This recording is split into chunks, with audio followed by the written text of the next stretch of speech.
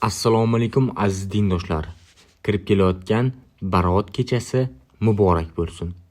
2026-yil Barot kechasi qaysi kunga to'g'ri kelishini, Barot kechasi tutiladigan ro'za vaqtlari va og'iz yopayotganda, og'iz ochayotganda qanday duolar o'qilishi haqida batafsil ma'lumot berib o'tamiz. Barot so'zi o'zi nima degani? Barot so'zi arab tilidan olingan bo'lib, ozod bo'lish va najot topish degan ma'nolarni bildiradi.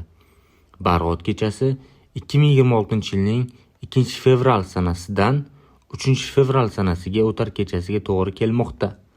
Hamda biz 3 kun davomida ro'za tutishimiz kerak bo'ladi. Bular quyidagilar: 1-fevral, 2-fevral va 3-fevral sanalarida ro'za tutishimiz kerak bo'ladi. Quyidagi ekranda 1, 2 va 3-fevral sanalarining og'iz ochish va og'iz yopish vaqtlari keltirilgan. Eslatib o'tamiz, yuqoridagi vaqtlar Toshkent vaqti bilan tuzilgan. Toshkentdan boshqa viloyatlar farqini keyingi jadvalda ko'ramiz. Yana sizlarga shuni tavsiya qilamiz: og'iz yopayotganda, ya'ni ertalab og'iz yopish 6:14 deb yozilgan bo'lsa, lekin ehtiyotkorlikni inobatga olgan holda 15-20 daqiqa oldinroq og'iz yopish tavsiya etiladi.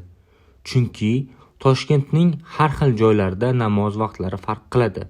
Shuning uchun 15-20 daqiqa oldinroq og'iz yopish tavsiya etiladi.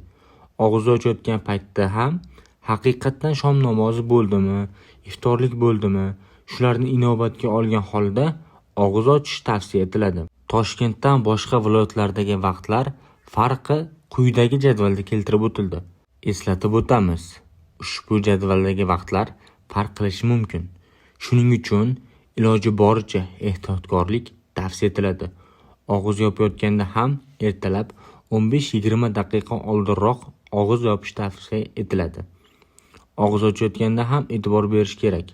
Vaqtlarni hisoblagan taqdirda ham haqiqatdan ham shom namozi bo'ldimi, shularga e'tibor bergan holatda og'iz ochish tavsiya etiladi. Og'iz yopayotganda va og'iz ochayotganda o'qiladigan duolar. Og'iz yopayotganda buning o'zining maxsus duosi yo'q. Shunchaki Alloh roziligi uchun nafl ro'zasini tutishni niyat qildim deyiladi, bo'ldi. Og'iz ochayotganda ham o'zingizning qalbingizdagi niyat bilan og'iz ochasiz. Aytib o'tganimizdek, maxsus duosi yo'q. Savollaringiz bo'lsa, video ostida yozib qoldirsangiz bo'ladi. Videoni yaqinlaringizga ulashishni unutmang.